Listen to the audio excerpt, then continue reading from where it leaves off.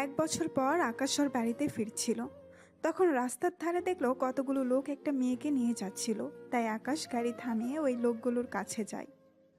কি হয়েছে এখানে? দেখুন না, এরা আমাকে কিডন্যাপ করে নিয়ে যাচ্ছে। ও, এই ব্যাপার। তা এই মেয়েটা যা বলেছে তা কি সত্যি?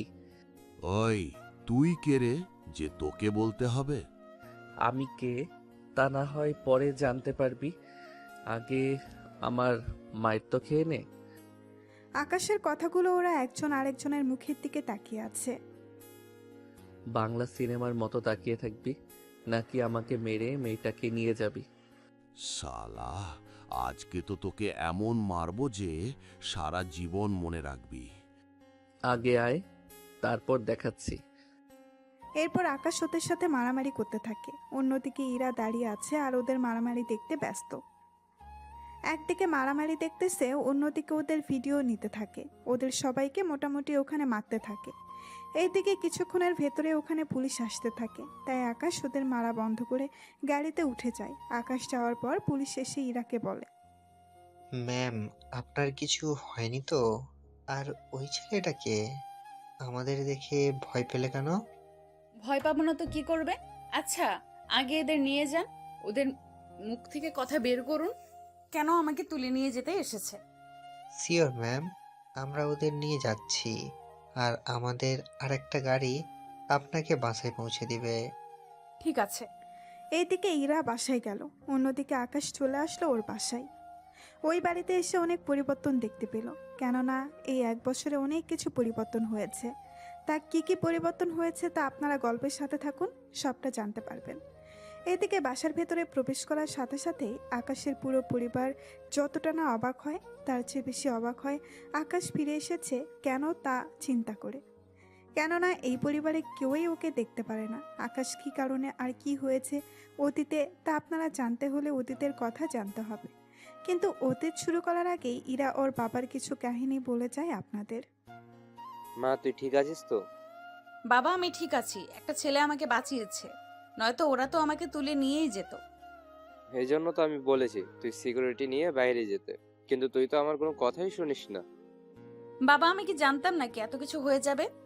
তাই এখন যেহেতু জানতে পেরেছিস, তাহলে তো এবার থেকে সিকিউরিটি নিয়ে বের হবি।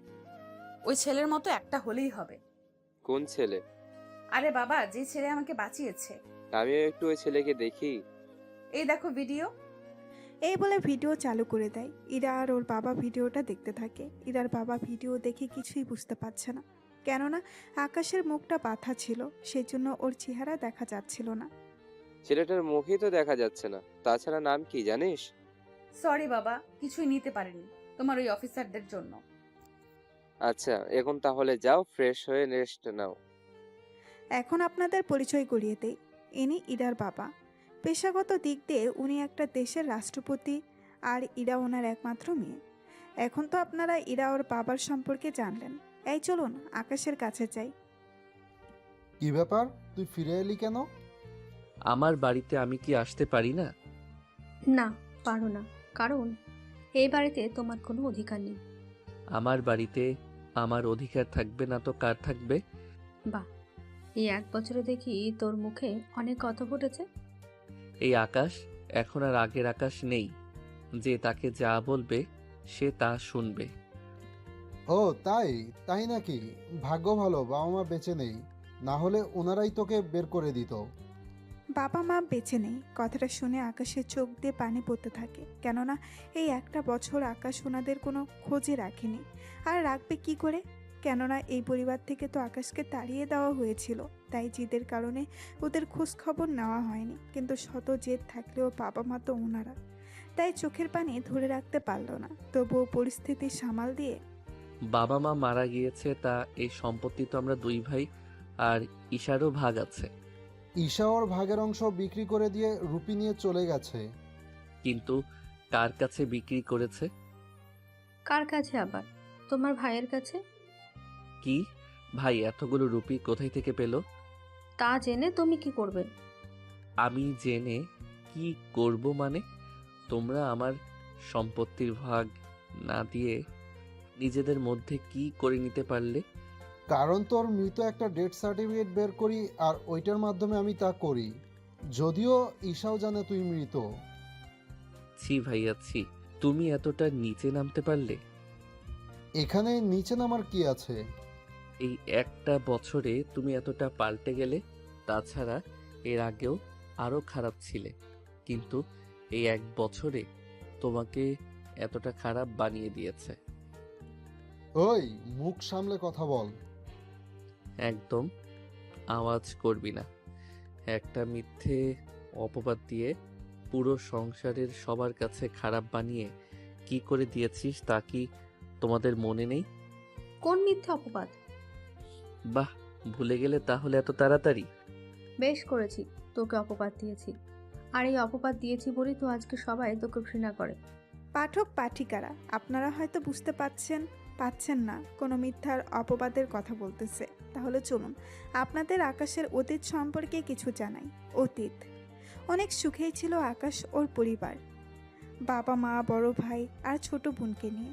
দিনে দিনে বড় হচ্ছিল, ততই আকাশকে ওনারা অবহেলা করে যাচ্ছিল। এর কারণ চলুন বলি আপনাদের।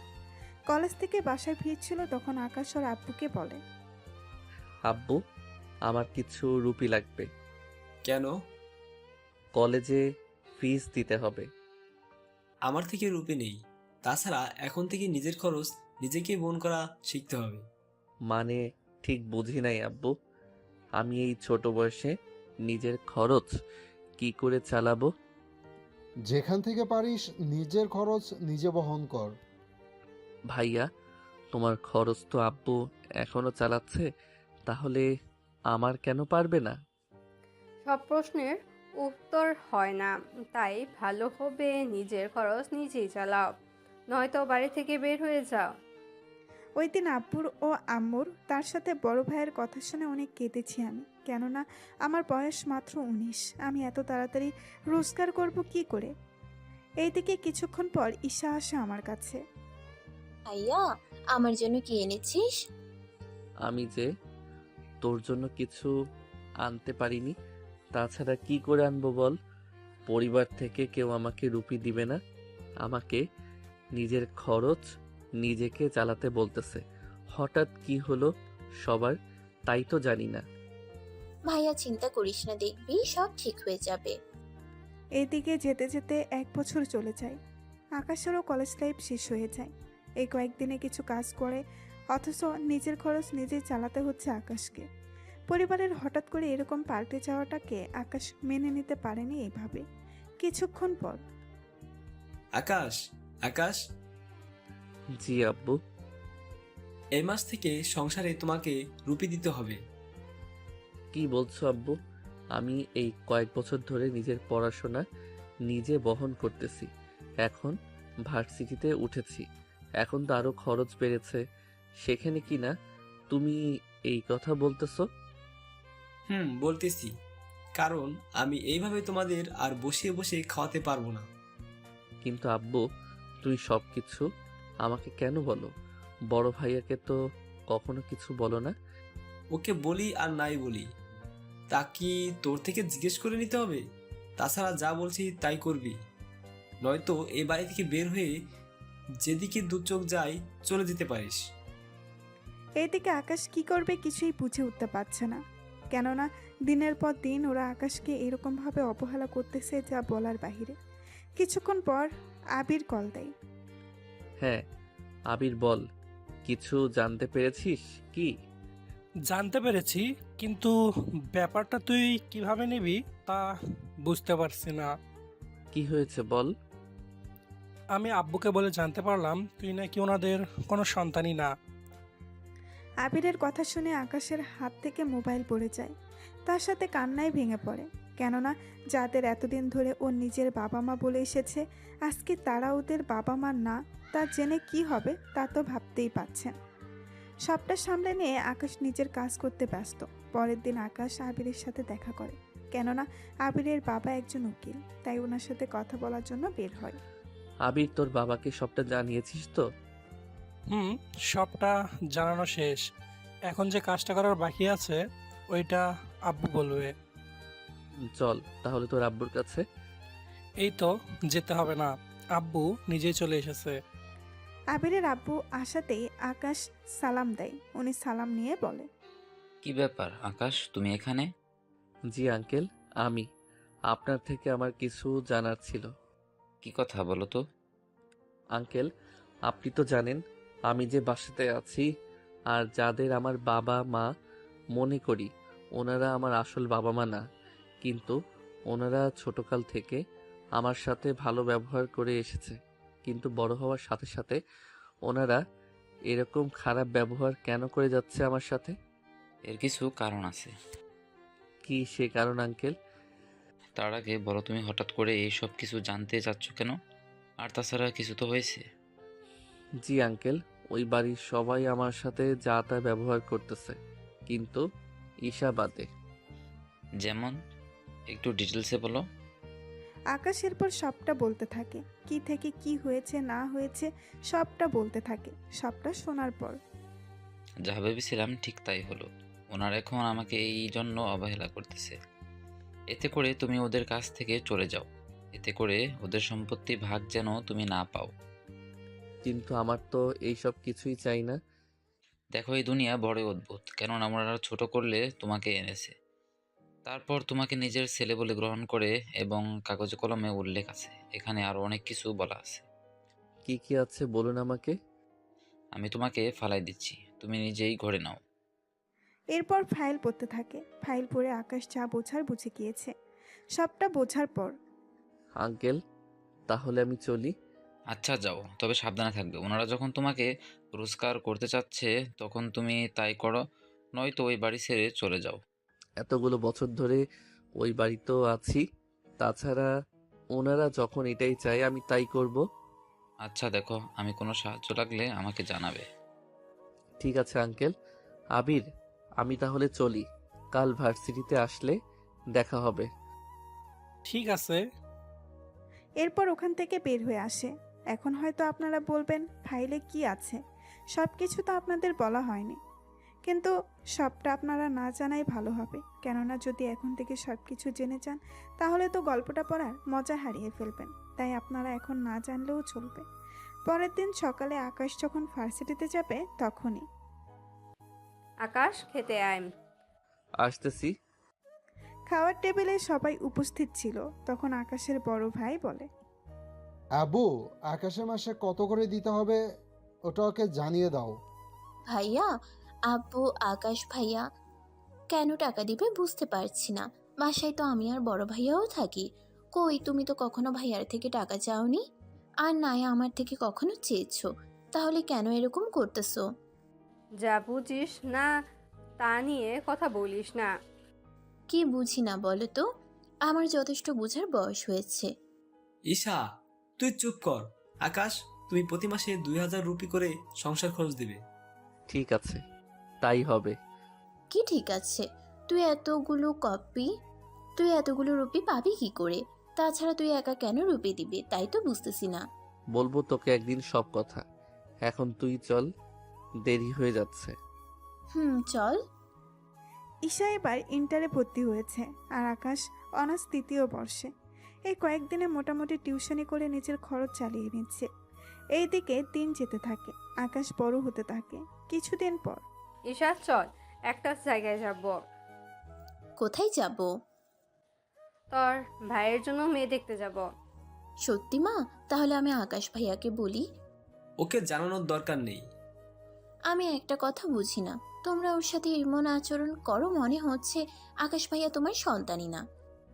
ঈশা, আমি যা বলছি তাই হবে। ঠিক আছে। এইদিকে ওনারা সবাই মেয়ে দেখতে গিয়ে মেয়ে পছন্দ করে আসে। 3 দিন পর বিয়ে, তাই পুরো বাড়ি আস্তে আস্তে সাজাতে থাকে। কালকে বিয়ে, তাই আকাশ মোটামুটি সব কাজ করতে থাকে। আকাশকে সাহায্য করার জন্য আবিরও আসে। এইদিকে আকাশের বড় ভাই আর পরিবারের সবাই যায় বিয়ে বাড়িতে। ওনারা বিয়ের কাজ শেষ করে বউ নিয়ে বাড়িতে চলে আসে। রাতের বেলায় আকাশ, আবির আর কয়েকটা মেয়ে গল্প করছিল। তখন একটা মেয়ে, আপনাকে চেনা চেনা লাগতেছে। জি, আমি আকাশ। রাশেদ আমার বড় ভাই। আমি রোজা। চিনি আপনাকে, আপনি ভাবির ছোট বোন। তাহলে চলুন না একটু ওই দিকটায় গিয়ে কথা বলি। কিন্তু এরা কি করবে? এরা কারা? আমার বন্ধু আবির। ও তো একা একা বোর হয়ে যাবে। কিছু হবে না, আসুন আমার সাথে। আকাশের হাত ধরে নিয়ে আসে একটা সাইডে, নিয়ে এসে আকাশকে জড়িয়ে ধরে। কি করছেন কি? কই কি করলাম? এইভাবে জড়িয়ে কেন ধরে আছেন? আপনাকে ভালো লাগে সেই জন্য। দেখুন, আপনি কিন্তু ভুল করতেছেন। দেখো, কোনো ভুল নয়। তুমি চাইলে এখন আমাকে কিছুটা একান্তভাবে নিতে পারো। আশেপাশে কেউ নেই। দেখুন, আমি ওইসব পারবো না। না পারলে আমি কি জন্য আছি? দেখুন, আমি কিন্তু এখান থেকে চলে যাব। যদি এখান থেকে চলে যান তাহলে আমি চিৎকার করে বলবো আপনি আমাকে এখানে এনে আমার সাথে অসভ্যতামি করছেন। আপনি তো সাংঘাতিক মেয়ে দেখতেছি। এর চেয়ে সাংঘাতিক তো আমাকে কাছে পেলেই বুঝতে পারবে। তাই তাড়াতাড়ি জড়িয়ে ধরো আর কিস করো। এইদিকে না চাইতেও রোজাকে জড়িয়ে ধরে আর কিস করে। রোজা কোনো রিয়াক্টও করছে না, উল্টো আরও সায় দিচ্ছে আকাশের সাথে। এতে ওরা দুজনে অনেকটা কাছাকাছি চলে আসে। ঠিক তখনই রোজার বোন চলে আসে। রোজা, তুই এখানে? ছি ছি ছি ছি, তুই এই রকম ভাবে? ভাবি, তোমার দেবরকে আমার পছন্দ হয়েছে। তাই বলে তুই এই রকম ভাবে ওকে? আপু, তুই কিন্তু কিচ্ছু বলবি না। ঠিক আছে। আর দেবরজি, তুমি এত দুষ্টু হলে কি করে? ভাবি, আমি কিছু করিনি। আমার ইচ্ছে তোমার বোন। আপু, তোমাকে কিছু জানতে হবে না, তুমি চলো তো। এদিকে আকাশ কি করবে কিছুই বুঝতে পারছে না, কেননা কি হচ্ছে ওর সাথে। কিন্তু আকাশ এতটুকু বুঝতে পেরেছে ওর ভাবি অনেক ভালো হবে। ওখান থেকে আসার পর আবির বলে, কি রে, তোর ঠোঁট লাল কেন? ওই কিছু মনে হয় খেয়েছিলাম, তার জন্য এরকম মনে হচ্ছে। বন্ধু, আমি সবটা বুঝতে পারি, কিন্তু কি বুঝতে পেরেছিস তুই? এই যে লুকিয়ে লুকিয়ে। ওই মেয়েটার চরিত্র ভালো না। কিভাবে বুঝলি? কারণটা হচ্ছে ওই মেয়েকে দেখে মনে হচ্ছিল এর আগেও অনেক ছেলের সাথে এরকম করেছে। কি বলছিস সেইগুলা? ঠিকই বলেছি। এখন তাহলে কি করবি? কেউ দেখেনি তো? ওর বোন দেখেছে। কোন বোন? আরে আমার ভাবি। কিন্তু উনি কিছু বলেনি। উনি বলবে কি? উল্টো উনি তো আরো উস্কে দিতে চেয়েছিল। এমনটা তো নয়, বোন দুজনই একই রকম। জানি না, তবে যাই হোক, আমার কি? সেটাই তো, ওনারা তো তোকে নিজের পরিবারের মনেই করে না। যদি করতো তাহলে তোর ওই চিন্তা হতো ওনাদের জন্য। আচ্ছা যাই হোক, এখন আমি রুমে যাই। তুই কি বাড়িতে চলে যাবি? আমি বাড়ি যাব। এদিকে আবির বাড়িতে যায়, অন্যদিকে আকাশ রুমে এসে শুয়ে থাকার কিছুক্ষণ পর আকাশ আর বুকের উপরে নরম কিছু অনুভব করে। যদিও কোনো বালিশ নিয়ে আকাশ ঘুমায়, যদিও কোল বালিশ নিয়ে আকাশ ঘুমায়, তাই কোল বালিশ মনে করে অনেকটা ওই রকমভাবেই জড়িয়ে ধরে। কিন্তু কিছুক্ষণ পর অনেক ভারী অনুভব হয়, তাই চোখ মেলে তাকিয়ে মোবাইলের আলো দেয়। আলো দেওয়ার পর রোজাকে দেখে চমকে ওঠে। এ কি, আপনি এখানে কেন? তাহলে আমার কোথায় থাকার কথা? তাই বলে আমার রুমে কেন? আমার ইচ্ছে হচ্ছে সেই জন্য এসেছি। এইদিকে ওরা কথা বলে, অন্যদিকে আকাশের মা আসে ওখানে। ওখানে ওদের দেখে বলে, ছি ছি ছি ছি, আকাশ, তুই ওই মেয়েটার সাথে এক বিছানায়? মা, বিশ্বাস করো, উনি আমার বিছানায় এসেছে। রোজা, আকাশ কি সত্যি বলেছে? হ্যাঁ, আসলে আমি থাকার জন্য জায়গা পাচ্ছিলাম না, তাই এখানে এসে শুয়ে পড়ি। আচ্ছা আকাশ, তুই বাহিরে গিয়ে ঘুমা, রোজা এখানে একা ঘুমাবে। আমি কেন আমার রুম থেকে বের হব? ওই চুপ কর, তোর রুম কি করে হলো? তোকে এখানে ফ্রিতে থাকতে দিয়েছে, তাই এখান থেকে সর। আকাশ ওর মায়ের কথা কষ্ট পেয়ে চলে গেল। কিছুক্ষণ পর রোজা তো বুঝতেছেন না কি হলো, কেননা রোজা নতুন, সেই জন্য কিছু জানে না। এদিকে আকাশ গিয়ে ছাদে ঘুমিয়ে পড়ে। পরের দিন সকালবেলা সবাই নিজেদের মতো করে খেতে থাকে। এদিকে সকালবেলা আকাশ যখন নিচে নামে, ওই নবাবের বাচ্চা, এতক্ষণ লাগে কি ঘুম থেকে উঠতে? মা, আসলে আমি। চুপ কর, যা ওখানে গিয়ে খেতে বস। ঠিক আছে। এইদিকে খাবারের পর্ব শেষ করে আকাশ চলে আসে ওর রুমে। এদিকে রোজা ও কিছুক্ষণ পরে আকাশের রুমে চলে আসে। ওখানে আসার পর দরজাটা আটকে দেয়। কি ব্যাপার, দরজা কেন আটকালেন? রাতে তো কিছুই হয়নি, তাই এখন ওইগুলো করতে এসেছি, ওইগুলো মানে? যেগুলো একটা মেয়ে তার হাজবেন্ড থেকে চায়। কিন্তু আমরা তো বিবাহিত নই। বিবাহিত না হয়েছি তো কি হয়েছে? একটা মেয়ে যখন রাজি, তখন তুমি আর না করার কে? আমি রাজি না। দেখো, ভালোই ভালোই বলছি, নয়তো আমি এখন চিৎকার দিয়ে বলবো তুই আমার সর্বনাশ করতে চেয়েছিস। এমনটা করবেন না প্লিজ।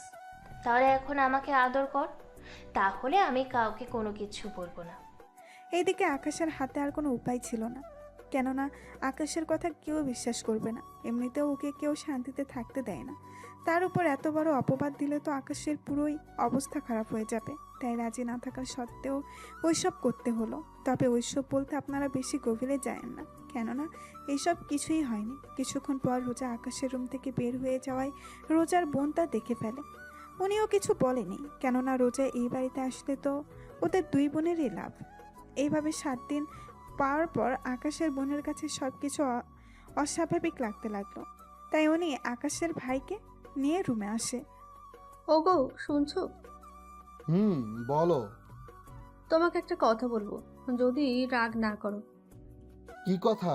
তাড়াতাড়ি বলো, আমাকে বের হতে হবে। আমি বলতে চেয়েছি আকাশের সাথে আমার ছোট বোনের বিয়ে দিতে, তুমি কি বলো? তোমার কি মাথা ঠিক আছে? আকাশ আমার আপন ভাই না, তাই তুমি ভুলেও এসব কিছু মুখে বের করবে না। তাছাড়া আকাশকে তো আমি ছাড়বো না, তোমার বোনকে প্রেমে ফেলে এ বাড়িতে থাকার ব্যবস্থা করে নিচ্ছে। না দুলা ভাই, আমি আকাশকে পছন্দ করি। দেখো শালিকা, আকাশ এই বাড়ির কেউ না, তাই তুমি ওকে বিয়ে করে কখনো সুখী হবে না, কারণ ওর বাবা মা কেউই নেই। আমরা ওকে এই বাড়ি থেকে বের করে দিলে ওর থাকার জায়গা নেই। তাহলে ভেবে দেখো কি করবে। কি বলছেন? তাহলে ওর মতো একটা ছোট লোকের সাথে আমি ওইসব করেছি? সব করলে মানে কি কি করছো? রোজা এরপর অদ্দুলা ভাইকে সবটা বলতে থাকে। উনি সবটা শুনে, রোজা কি করলে তুমি? এখন কি করব?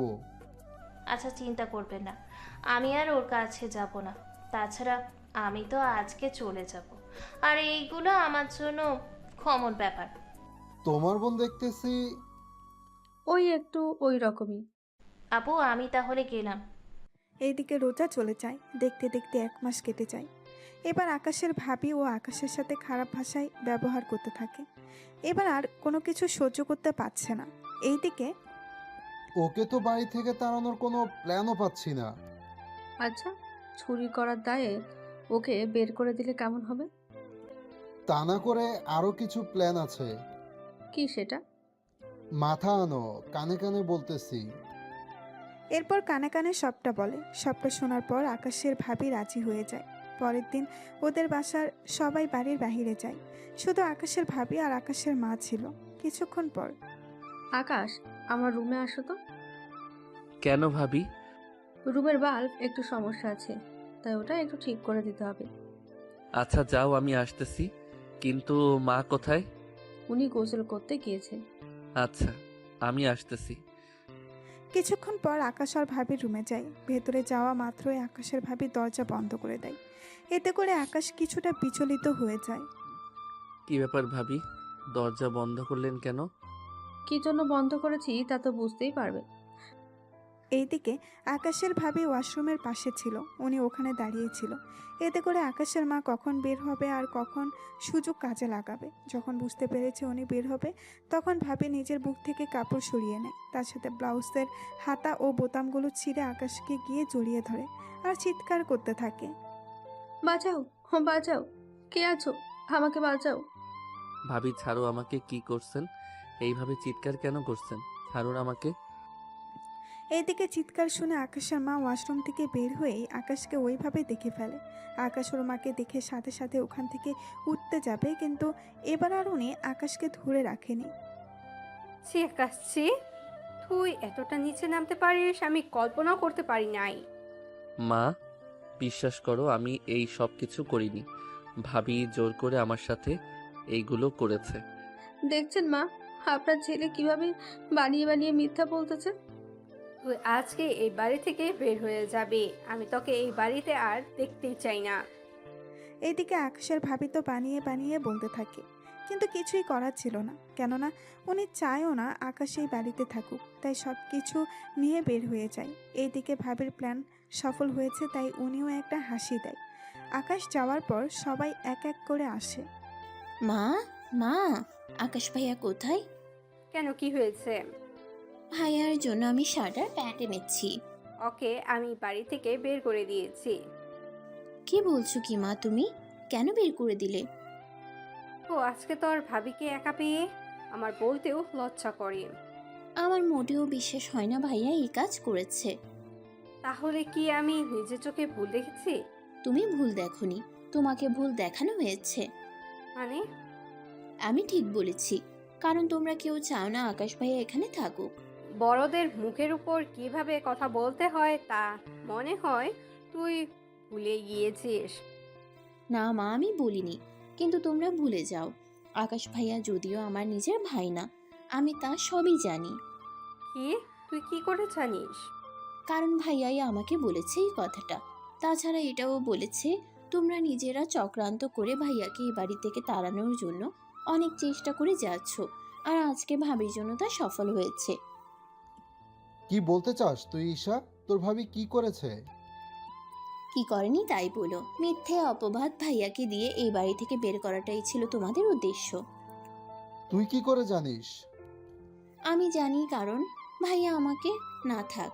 তোমরা যখন কেউই চাও না, তখন আর আমি শুধু শুধু বলে লাভ কি? আর তাছাড়া ভাইয়া তো আর এই বাড়িতে আসবে না, তাই সত্যি তো তোমরা নাই জানলে। আকাশ ভাইয়া তোমাদের নিজের বাবা মায়ের মতো জানে, কিন্তু তোমরা কখনো তাকে সন্তানের মায়া মমতা দাওনি। দেখ ঈশা, তুই বেশি বাড়াবাড়ি করবি না। ঠিক আছে, করলাম না। এদের দিকটা রেখে চলুন আকাশ কি করে তা দেখে আসি। বাড়ি থেকে বের হয়ে আবিরের সাথে যোগাযোগ করে। ভাবির সবটা তো বললাম, এখন কি করবি?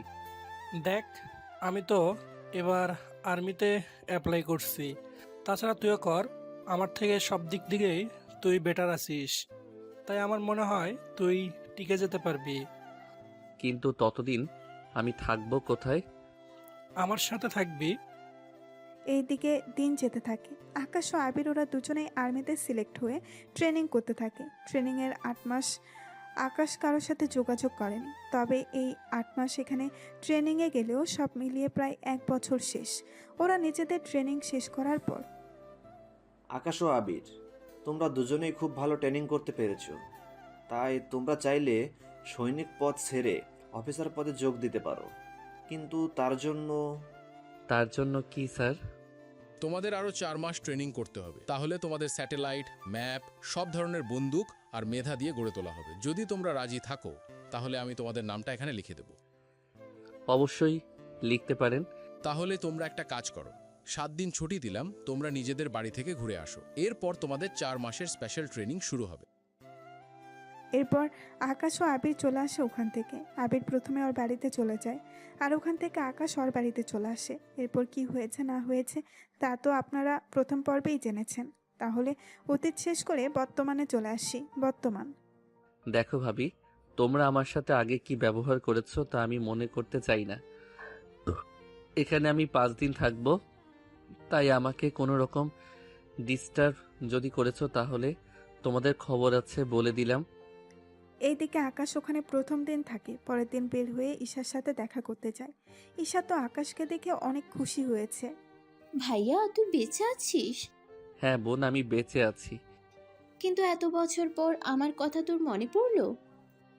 এরপর সবটা বলতে থাকে। ঈশা তো সবটা শুনে অনেক খুশি হয়। এদিকে ঈশার বাড়ি প্রথম দিন থেকে আবার রওনা দেয়। ওখানে একটা শপিং মলে আসে, তখন আকাশ ইরাকে দেখতে পায়, কিন্তু ইরা চিনতে পারে না, কেননা ওই দিন মুখ দেখেনি, সেই জন্য। একবার ভেবে আকাশ গিয়ে বলবে, কিন্তু এতে কেমন একটা দেখায়, তাই আর বলেনি। কিছুক্ষণ পরে ওখানে কিছু লোক আসে, পুরো শপিং মলটা ঘিরে রেখেছে, কাউকে বের হতে দিচ্ছে না। কি ব্যাপার, কি চান আপনারা? ওই চুপ থাক, আর কোনো কথা বলবি না, না হয়তো মেরে ফেলবে এখানেই। এদিকে ইরা আর ওর বান্ধবীরা ভয় পেয়ে আছে। এদিকে আকাশও চুপচাপ বসে আছে। যদিও টেররিস্ট এর সংখ্যা তেমন বেশি না, খুবই কম। এদিকে আবির কল দিয়েই যাচ্ছে। ওখান থেকে কোনো রকমে একটা জায়গায় চলে যায়। কিছুক্ষণ পর কল রিসিভ করে। বলো। কোথায় তুই? এই তো আমি একটা শপিং মলে। এখানে কিছু সমস্যা হচ্ছে। কি সমস্যা? এরপর সবটা জানাই। এদিকে আবির সে খবর পুলিশ এবং আর্মি অফিসারদের জানিয়ে দেয়। 1 ঘন্টার মধ্যে পুরো শপিং মল আর্মি ও পুলিশ ঘেরাও করে ফেলে। কিছুক্ষণ পরেই ভিতরে যেসব টেররিস্ট আছো তারা কেউ ভুলেও পালানোর চেষ্টা করো না। যদি করো তাহলে কেউ বেঁচে ফিরতে পারবে না। এইদিকে টেররিস্ট ওরা তো ভয় পেয়ে যায়, কেননা ওরা এসেছিল মল থেকে রুপি চুরি করার জন্য। কেননা এখানে 20টা স্বর্ণের দোকান আছে। ওইগুলো হাতিয়ে নিতে পারলে ওদের লাইফ সেটেল হয়ে যাবে। ওরা তো সবটা শুনে মাথা গরম করে ফেলে। কার এত বড় সাহস হয়েছে পুলিশকে কল করার? আমরা কিভাবে বলবো? আমাদের সব মোবাইল তো আপনাদের কাছে। তাহলে এইসব লিক কি করে হলো? আমরা কি জানি? বুঝতে পেরেছি, কয়েকটা লাশ না ফেলে তোদের শিক্ষা হবে না। আপনারা তো রুপি আর স্বর্ণ নেওয়ার জন্য এসেছেন, তাহলে শুধু শুধু মানুষদের কেন মারবেন? ওই তুই দেখি সে প্রথম থেকেই বেশি কথা বলছিস, তোকে আগে শেষ করতে হবে। তাহলে আমার একটা শর্ত আছে। কি শর্ত বল? আমাকে মারার জন্য 6 জন লোক আমার সাথে যাবে। ওই আমরা এসেছি মোটে 10 জন, তোর সাথে 6 জন যদি যায় তাহলে বাকি 4 জন মিলে এখানে কি করবে? দেখুন, আমার শর্ত আপনাদের মানতে হবে। এদিকে ইরা সহ বাইকে সবাই আশ্চর্য হয়ে যায়, কেননা যেখানে সবাই নিজেদের প্রাণ বাঁচাতে ব্যস্ত, এখানে কিনা সেই ছেলেটা কি সব উল্টাপাল্টা বকেই চলেছে। কি বলছেন? আপনার কি মাথা ঠিক আছে? কেন? না মানে যেখানে ওদের থেকে বাঁচতে চাইবেন সেখানে তো তা না করে আপনি কিনা। তা আমার উপরে ছেড়ে দিন। আচ্ছা, ওই দিন পুলিশ আমার ব্যাপারে কিছু জিজ্ঞেস করেনি তো? কোন দিন? না, কিছু না। কিরে, তোরা দেখি একজন আরেকজনের খুব ভালো করে চিনিস। আচ্ছা, চিন্তা করার কারণ নাই। এই মেয়েটা আমাদের বন্ধুদের সামনে রাখবো। যদি কোনো সমস্যা হয় তাহলে একে আগে মেরে ফেলবো। না, এমনটা করবেন না।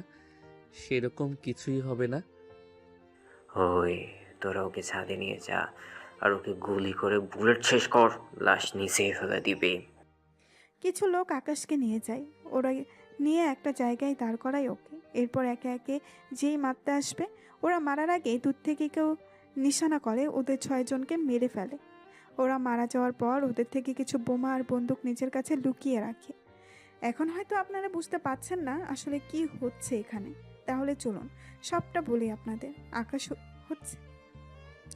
আকাশ ইচ্ছে করে ওদের সাথে নিয়ে এসেছে, কেননা ভেতরে কি বলতেছে আর না বলতেছে সবটা আবির শুনতে পায়। সেজন্য আবির দূর থেকে বন্দুক নিয়ে বসেছিল। আবির একজন সাব ইন্সপেক্টর, তাই দূর থেকে নিশানা করে। ওর জন্য সমস্যা হয় না ওদের মারার পর। আবির, ওরা মারা গিয়েছে। আমি নিচে যাচ্ছি। ভিতরে আর মাত্র 4 জন লোক আছে, তাই আমি বাকিটা সামলে নিব। ঠিক আছে, কিন্তু আমি এখানে থাকবো। যদি তুই কোনো খারাপ পরিস্থিতি দেখিস তাহলে আমাকে জানাবি। আমি এখান থেকে ওদের শ্যুট করে দিব। তার জন্য কি কি করতে হবে তা তোকে বলে দিতে হবে না নিশ্চয়ই? ওকে, আমি এবার নিচে যাচ্ছি। সাবধানে যাবি।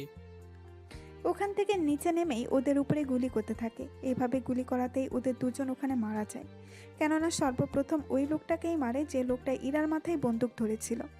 এভাবে আরও কিছুক্ষণ পর ওদের শেষ করে দেয়। এভাবে ওদের সবাইকে মারার পর। ধন্যবাদ আপনাকে, কিন্তু তখন আপনার ওই কথাটার মানে আমি ঠিক বুঝতে পারিনি। কোন কথা?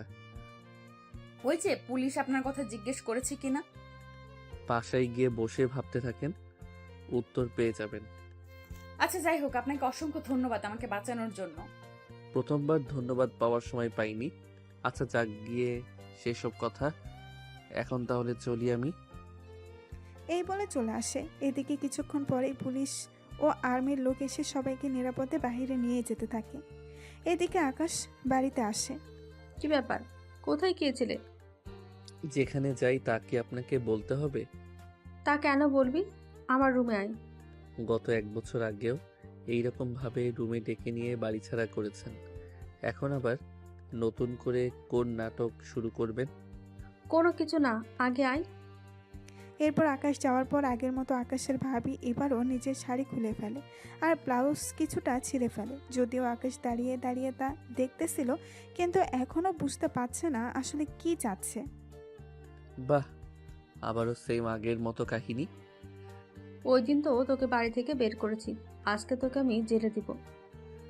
কি জন্য শুনি? এই যে আমার ইজ্জত নিতে চেয়েছিলি তুই, সেই জন্য। ও তাই? আজকে তো ওয়াশরুমের দরজা খোলা আছে, ভিতরে কেউ তো নেই। তাহলে নতুন করে কিভাবে কি প্ল্যান করলেন? তা তোর না জানলেও চলবে। তার রুমে ক্যামেরা নেই তো? ক্যামেরা কি দরকার, বাইরে পুলিশ আছে আগে থেকেই। এখন শুধু আমি চিৎকার দেবো আর ওরা চলে আসবে। যাক, সব দেখে আগের থেকে সেট করা। আচ্ছা, তাহলে একটা কাজ করুন, যতটুকু ছিঁড়েছেন পুরোটা ছিঁড়লেই তো পারতেন। কেন কেন? বারে এইটুকু ছিঁড়ে তো কিছুই দেখা যাচ্ছে না, তাই পুরোটা ছিঁড়লে তো ভালো কিছু দেখা যেত। এই বলে একটা টান দিলে ব্লাউজ ছিঁড়ে আকাশের হাতে চলে আসে। এতে করে উনি নিজের বুকটা হাত দিয়ে ঢেকে রেখেছে। একদম কাছে আসবে না বলে দিলাম। ও তাই? 1 বছর আগে যে অপবাদ দিয়েছিলে তা আজকে আমি শোধ করে নিব। এই বলে আকাশ ওর ভাবিকে জড়িয়ে ধরে। এতে করে ওর ভাবি চিৎকার করে ওঠে। পুলিশ দরজা ভেঙে ভেতরে আসতেই 2 মিনিটের মতো লাগে, কিন্তু এই 2 মিনিটে অনেক কিছু হয়ে গিয়েছে যা আপনারা না জানলেও চলবে। আকাশের ভাবি চাদর গায়ে দিয়ে বিছানার এক পাশে বসে আছে। পুলিশ এসে আকাশকে ঘিরে দাঁড়ায়, আর আকাশের ভাবির এই অবস্থা দেখে পুলিশের বুঝতে বাকি রইল না, কিন্তু এর আগে যে ওদের সব প্ল্যান সাজানো তা আকাশ তো জানে। পুলিশ কিছু ছবি উঠিয়ে আকাশকে নিয়ে আসে। আসার সময় মোবাইল রেখে দেয়, কিন্তু আকাশ মোবাইল দেওয়ার আগেই সব কিছু আবিরের কাছে পাঠিয়ে দেয়। পুলিশ ওকে থানায় নিয়ে আসে। এদিকে ইরা ওর বাড়িতে গিয়ে ওর পাপাকে সবটা বলতে থাকে।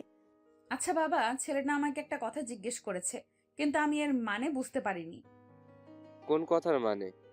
এই যে বললো ওই দিন পুলিশ কিছু জিজ্ঞেস করেছে কিনা ওই ছেলেটার কথা।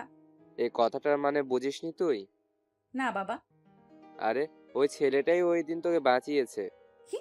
তুমি কি করে শিওর হচ্ছ? নয়তো যে কথা তুই আমার ওই ছেলেটা জানে সে কথা এই ছেলেটা বলেছে। তখন ওরা দুজনেই একই ব্যক্তি। সত্যি বাবা, তোমার মাথায় কত বুদ্ধি। আমি এখানকার রাষ্ট্রপতি, যদি আমার মাথায় বুদ্ধি না থাকতো তাহলে এই চেয়ারে বসে থাকতে পারতাম না এতদিনেও। তা ঠিক বলেছো। তুই কি ওই ছেলেটার প্রেমে বা পছন্দ করতে শুরু করে দিয়েছিস? জানি না বাবা। তা ছেলেটার সম্পর্কে কোনো তথ্য কি জানিস? না বাবা, ওর তো কোনো ছবিও নেই আমার কাছে। তাহলে ওকে খুঁজে বের করব কিভাবে? আচ্ছা আব্বু, ওই শপিং মলের ক্যামেরায় তো ওই ছেলের ছবি থাকবে। তুমি ওই ছবিগুলো যে করেই হোক আনার ব্যবস্থা করো। ঠিক আছে, আমি এখনই অর্ডার দিয়ে দিচ্ছি। অফিসার, আমার বন্ধুকে কি জন্য অ্যারেস্ট করেছেন? ও, তুই তাহলে ওর বন্ধু? তোকেও মনে হচ্ছে ওর সাথে ভিতরে পাঠাতে হবে। আমি কি করছি? তোর বন্ধু ওর ভাবির ইজ্জত নিতে চেয়েছিল, তাই ওকে গ্রেপ্তার করেছি। বেশি কথা বললে তুইও ওর সাথে জড়িত আছিস তা বলে পাঠিয়ে দিব। আচ্ছা, আপনাদের তো খবর দেওয়া হয়নি, তাহলে কিভাবে আপনারা এখানে গেলেন? মানে ঠিক বুঝলাম না। আমার বন্ধু যে ওর ভাবির ইজ্জত নেবে তা আপনারা আগে থেকে কি করে জানতেন? তাছাড়া ওর ভাবির ইজ্জত নেওয়া 3 মিনিটের মাথায় আপনারা এত তাড়াতাড়ি ওদের বাসায় আসলেন। আমার তো মনে হচ্ছে ওকে ফাঁসানোর জন্য আপনারা দায়ী আছেন। কি? তোর এত বড় সাহস? তুই আমাদের উপর? এখন তোকেও ভিতরে ভরে রেখে দেব, তাহলে বুঝতে পারবি। উকিল সাহেব, আপনি এখানে আসুন। এরপর উকিল এসে আকাশকে ওখান থেকে ছাড়িয়ে নেয়। উকিল তো চলে যায়। আবিরও আকাশ যাওয়ার আগে বলে, তুই তো ওদের সাথে সামিল ছিলি তা আমি জানি, তবে একটা কথা তোকে বলা হয়নি। আমি আবারও এই থানায় ফিরে আসব, তবে যেদিন আমি আসব ওই দিনটা তোর চাকরির শেষ দিন হবে। এই দিন ওখান থেকে আকাশ বাসায় আসে। বাসায় আসার পর আকাশের ভাই দুজনেই ওখানে উপস্থিত ছিল। আকাশ আর ভাবিকে তাচ্ছিল্য করে বলে, ভাবি সেরকম ভাবে বানিয়েছো, ভাইয়া তো এমনিতেই খুশি তাপে।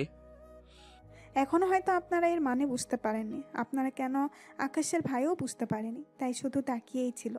আকাশ ওর ব্যাগগুলো গুছিয়ে নেয়, গুছিয়ে নিয়ে বের হওয়ার আগে বলে, আমি চলে যাচ্ছি আর আসবো না এই বাড়িতে। তবে যাওয়ার আগে বলে যাই, আমি যাওয়ার পর ভাইয়াকে অন্তত বলিও যে ওই দিন কি হয়েছিল। তার সাথে এতটুকু বলবো, কখনো কারোর সাথে এইরকম খারাপভাবে আচরণ করো না। কেননা খারাপ আচরণ করতে গিয়ে একদিন ওই আচরণেরই শিকার হয়ে উঠবে। তাই ভালো থাকবেন। আকাশ চলে যায়। এদিকে আকাশের ভাই তো বুঝতে পারছে না, তাই উনি আকাশ যাওয়ার পর ওনার স্ত্রীকে বলে, কি হয়েছিল ওই দিন রুমের মধ্যে? প্ল্যানের বাইরেও কি করেছে? ওই দিন ও আমার সাথে এরপর আকাশ কি করেছিল সবটা বলতে থাকে। উনি সবটা শোনার পর নিজের কানকেও বিশ্বাস করতে পারেনি। কি, ও তোমার সাথে? ওকে ফাঁসা থেকে আমি নিজে অনেকটা ফেঁসে গেলাম। আচ্ছা, যা হওয়ার হয়ে গিয়েছে, বাইরের কেউ জানে না, এতেই হবে। তাছাড়া তুমি আমার কথায় করতে গিয়ে তুমিই তার শিকার হলে, এখানে তো তোমার কোনো দোষ নেই। তাই তোমাকে কিছু করতে হবে না। তাছাড়াও চলে গিয়েছে, তাই তুমি ওই দিনের কাহিনী মন থেকে মুছে ফেলো। ঠিক আছে, কিন্তু কেন করলে আমার সাথে এরকমটা?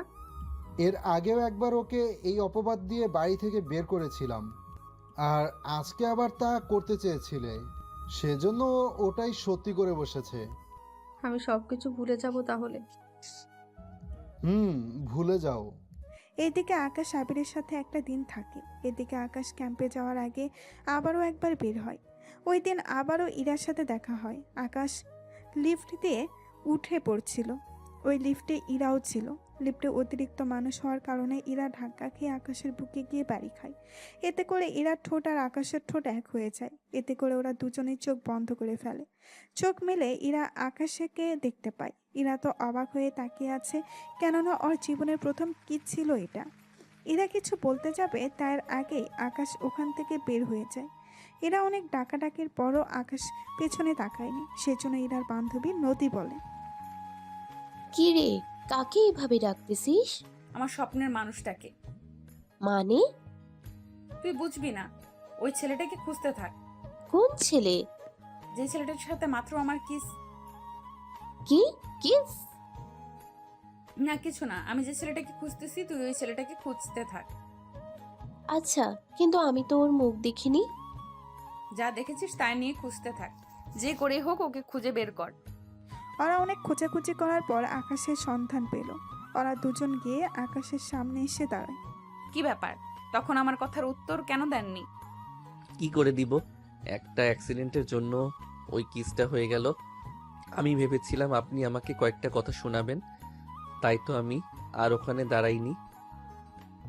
এত বেশি বোঝেন কেন আপনি? আচ্ছা, এখন কি বলবেন? আপনার নাম আর ডিটেলসটা আমাকে পাঠিয়ে দিন। কেন কেন? দিতে বলেছি। আমি পারভেজ হোসেন আকাশ। আর আপনার নামটা? আমি ইরা চৌধুরী। তা আপনার পরিচয় বলুন। এইদিকে আকাশ পরিচয় বলতে যাবে তখনই আবির কল দেয়। কিরে, কোথায় তুই? সময় তো চলে যাচ্ছে। আমি আসতেছি। এই ঠিকানা তো বলে যান। সময় নেই, অন্য কোনো সময় দেখা হলে বলবো। সেই সময়টা কবে আসবে? নাম্বার তো দিয়ে যাবেন। আমি যেখানে যাচ্ছি ওখানে ফোন নেওয়া যায় না। তাছাড়া 5 মাস পর হয়তো আমাদের দেখা হতে পারে। কি 5 মাস অপেক্ষা করতে হবে? আমার জন্য কেন আপনি অপেক্ষা করবেন? তা আপনার না জানলেও চলবে। এখন এটা বলুন, 5 মাস কিভাবে দেখা হবে? এখন যে এরকম দেখা হয় অনাকাঙ্ক্ষিত হবে, তখন না হয় দেখা হবে। কিন্তু আমি যে এত মাস অপেক্ষা করতে পারবো না। আমার কিছু করার নেই। ভালো থাকবেন, এবার যেতে হবে। এদিকে আকাশ তো চলে যায়। এখান থেকে বড় অফিসারের কাছে যায়। উনি ওদের পেপার হাতে দেয়। ওরা পেপারগুলো নিয়ে উঠে পড়ে গাড়িতে। এবার গাড়ি চলতে থাকে। কেন এই ট্রেনিং একটা গুহার ভেতরে হবে, তাই সব ট্রেনিং অনেক সতর্কতার সাথেই হবে। এইদিকে ওরা ট্রেনিং করতে থাকে, অন্যদিকে ইরা আর ওর বাবার কাহিনী নিয়ে এই পর্বটা শেষ করব। কেননা আমরা এই 4 মাস আকাশের সাথে কন্ট্যাক্ট করতে পারবো না, তাই এই 4 মাসে কি কি হয় তা আপনারা জানতে পারবেন ইরা বাসায় আসার পর। আব্বু, আব্বু, কি হয়েছে? এভাবে চেঁচাচ্ছিস কেন? আব্বু, ওর নাম জানতে পেরেছি। কারো নাম? এই তো, যে আমাকে দুবার বাঁচিয়েছে তার নাম। তার নাম কি ওর? পারভেজ হোসেন আকাশ। কিন্তু এর বাহিরে কোনো কিছু জানি না আমি। আচ্ছা, এরপর দেখা হলে বাকিটা জেনে নিও। আমার একটা মিটিং আছে, ওই মিটিংটা শেষ করে আসি। আচ্ছা, যাও। রফিক সাহেব 30 জন সিকিউরিটি নিয়ে বেরিয়ে পড়ে মন্ত্রী সভার দিকে, কেননা আজকের মিটিং হবে ইউসুফ খানকে নিয়ে। ইউসুফ খানকে তা আপনারা একটু পরেই ওনার সম্পর্কে জানতে পারবেন। কিছুক্ষণ পর, আজকের মিটিং কি জন্যে তা আমাকে বলুন। স্যার, আপনাকে একটা গুরুত্বপূর্ণ মিটিংয়ের জন্য ডাকা হয়েছে। কি নিয়ে? স্যার, আপনি তো ইউসুফ খানকে চিনেন। ওই ইউসুফ খান আমাদের দেশে বেশিরভাগ বোম ব্লাস্টের পিছনে ইউসুফ খানের হাত ছিল। তা তো জানি, কিন্তু আজকের মিটিং কি জন্য? স্যার, আজকের মিটিং হচ্ছে আমরা চাচ্ছি ইউসুফ খানকে ফাঁসি দিয়ে দিতে। কিন্তু স্যার, যদি এই খবরটা টেররিস্টরা জানতে পারে তাহলে কি হবে ভাবতে পারছেন তো? এটাই তো বড় সমস্যা। ওরা যদি জানতে পারে তাহলে তো একের পর এক হামলা করেই যাবে ওরা। স্যার, এই নিয়ে আপনাদের টেনশন করতে হবে না। আপনি সম্পূর্ণ দায়িত্ব আমার উপরে ছেড়ে দিন। আমি আমার আর্মি অফিসারদের নিয়ে ওই ইউসুফ খানকে মারার চেষ্টা করব। কিন্তু এতে যদি 5 কান হয়ে যায়? দেখুন স্যার, এখানে আমরা 3 জন আছি। আপনি তো আর কাউকে বলতে যাবেন না, আর আমি যেহেতু দায়িত্ব নিয়েছি তাই আমি তো আর কাউকে বলবো না। স্যার, ওর যেহেতু পুলিশের হেফাজতে আছে, ওখান থেকে আমি ওকে কৌশলে বের করে নিয়ে আসবো। দেখুন, আপনারা না হয় আজ যাবেন, কিন্তু অন্য পুলিশ যদি ওকে দেখে চিনে ফেলে আর ওইখানটা যদি কাউকে বলে দেয়? এর জন্য ব্যবস্থা আছে। আমি ওই ইউসুফ খানের সাথে আরো 10 জন কয়েদিকে নিয়ে যাব, কয়েদিকে নিয়ে আসবো। সবার মুখে কাপড় পরা থাকবে। তাছাড়া ওই জেলে 10 জন আছে ফাঁসির আসামি, ওদের সাথে ইউসুফ খানকেও না হয় আমরা বের করে নিয়ে আসবো। কিন্তু আপনারা সবটা পারবেন তো? ফাঁসি আপনারা আমাদের ওখানে দিতে পারবেন। আপনারা গাড়ির ব্যবস্থা করুন। আপনাদের গাড়ি আসলে আমি ওদের সবাইকে এক এক করে আপনাদের হাতে তুলে দিব। তাছাড়া ওদের অজ্ঞান করে দেওয়া হবে, এতে আর কেউ কোনো কিছু বুঝতে পারবে না। তবে আমি আমার মতো করে সবটা করব, বাকিটা আপনাদের হাতে। ওকে, তাহলেই হবে। আমি নিজে ওই গাড়িতে উপস্থিত থাকবো। ওই গাড়ি সব দিক দিয়ে সুরক্ষা থাকবে। কোনো রকম গুলি বা বোম দিয়েও ওই গাড়ির চাকা নষ্ট করা সম্ভব না। আমি ওকে আমাদের স্পেশাল জেলে আনবো, আর ওখানে আমি আর আমার রাকা থাকবো। এরপর ও 10 জনকেই একা ফাঁসিতে দিবে একসাথে। তাই হবে। আপনারা কোনো রাস্তা দিয়ে যাবেন তা আমি জিজ্ঞেসও করব না। ওকে, তাহলে স্যার আপনি এই কাগজে সাইন করে দিন, আমি বাকি ব্যবস্থা নেব। এরপর রফিক সাহেব সাইন করে দেয়। উনি ওনার বাসায় চলে আসে। এইদিকে পরের দিন আর্মির বড় অফিসার আসে কিছু সৈনিক নিয়ে। নিন, এবার তাহলে ওই কয়েদিদের আমার কাছে পাঠিয়ে দিন। তার মধ্যে ইউসুফ কোনজন তা চিহ্নিত করে দেবেন, কেননা আমাদের তো মূল টার্গেট ওকে নিয়ে। চিন্তা করবেন না, আমরা সব দিক দেখে নিব। তাছাড়া ইউসুফকে আমরা একটু অন্যরকম পোশাক পরাবো। ওকে, তাহলে তাই করুন। 1 ঘন্টা পর 10 জন কয়েদিরে আনা হলো। একে একে ওদের গাড়িতে উঠাতে থাকে। ওরা সবাই গাড়িতে উঠে যাওয়ার পর, ওকে, আমি তাহলে ওদের নিয়ে যাচ্ছি। আপনারা ততক্ষণে আমাদের পিছু করবেন। যদিও আমাদের গাড়ির বাহিরে আরো সৈনিক আছে, কিন্তু তাও আপনারা খেয়াল রাখবেন। তা আপনারা কোন আন্ডারওয়ার্ল্ডে যাবেন তা তো আমরা জানি না।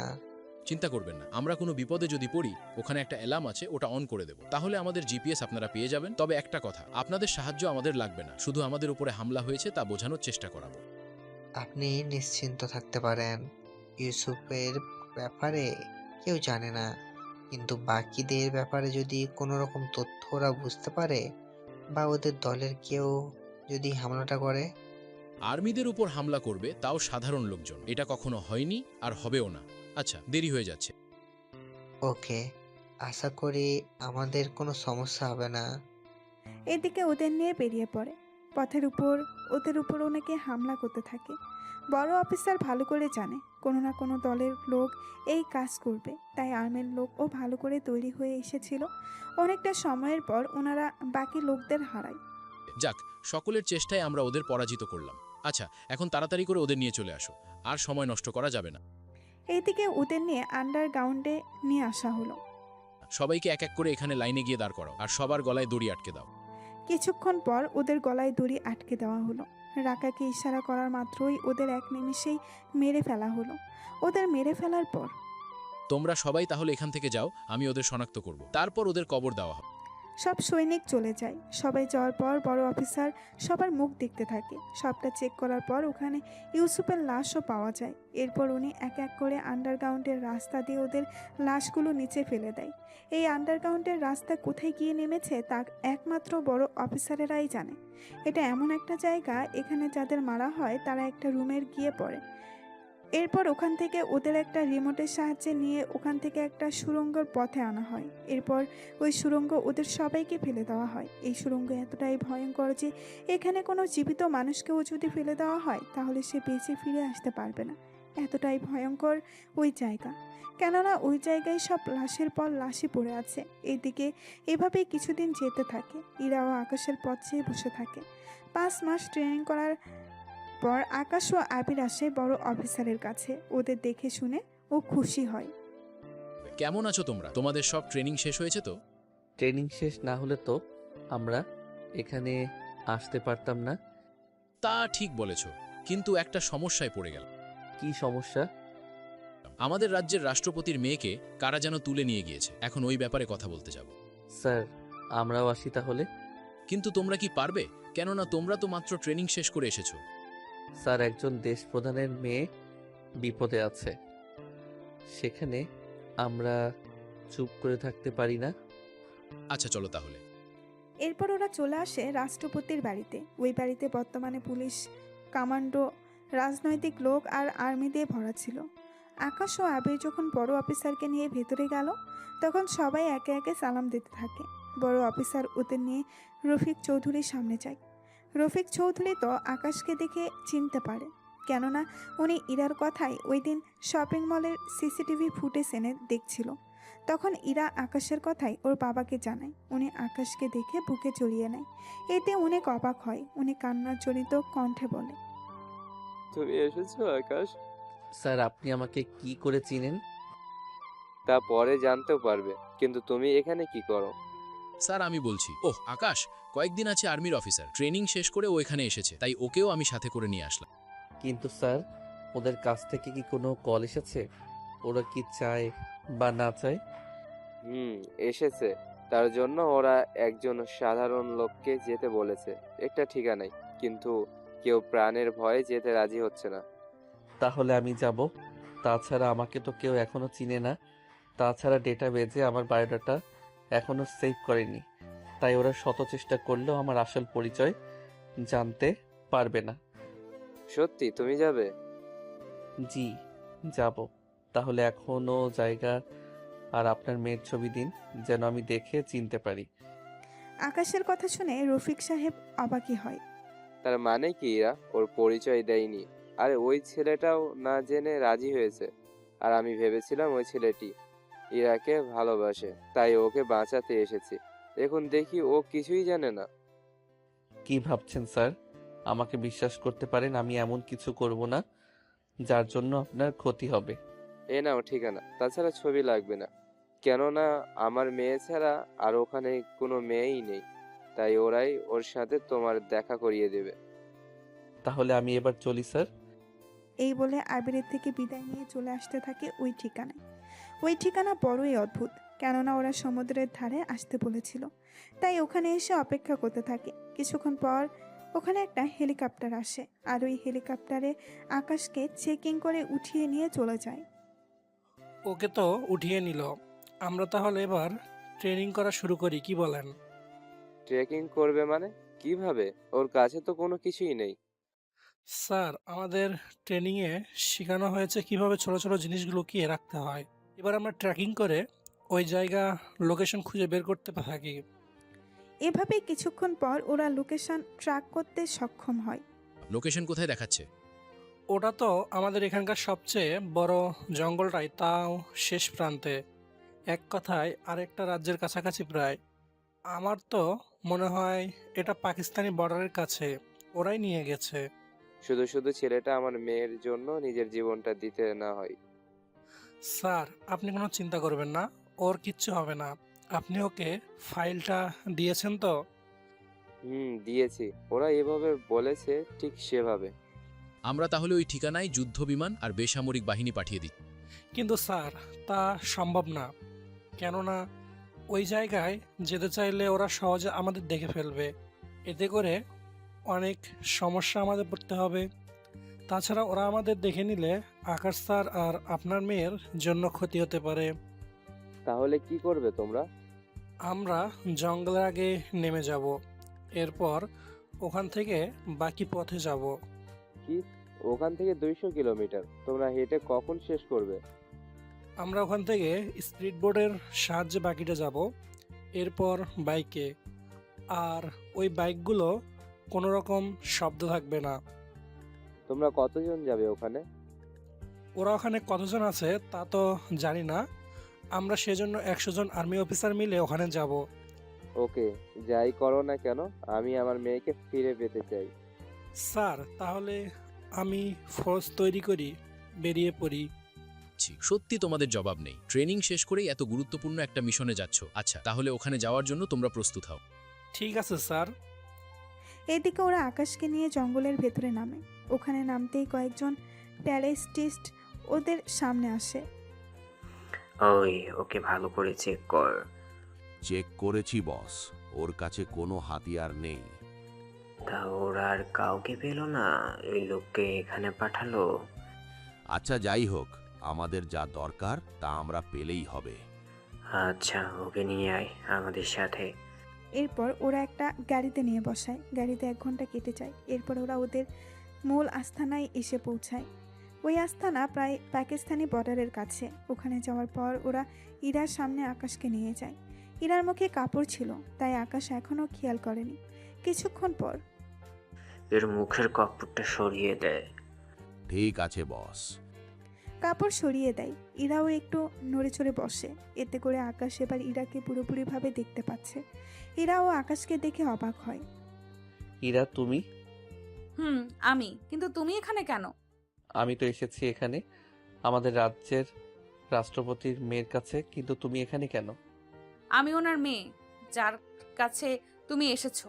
তুমি বলেছিলে 5 মাস পর তুমি আমার সামনে আসবে, কিন্তু এইভাবে আসবে আমি তা কল্পনাও করতে পারিনি। কেন এসেছো এখানে? এরা তোমাকে মেরে ফেলবে। ওহ, তাহলে তোরাই দুজনকে ভালো করে চিনিস। তাহলে তো আর কোনো সমস্যা নেই। আপনারা কি চাচ্ছেন বলেন তো? তাই এখনই বুঝতে পারবি। ওই একজন কাজী ডেকে ওদের বিয়েটা আগে দিয়ে দে। কি বিয়ে? আপনারা বিয়ে করানোর জন্য লোক ডেকে ডেকে এনেছেন? ওর সাথে বিয়ে দিয়ে আপনাদের কি লাভ হবে বলুন? তা তোর না জানলেও চলবে। ওই কাজ নিয়ে আয়। আর আগে এই ফাইল নিয়ে আমার সাথে আয় একজন।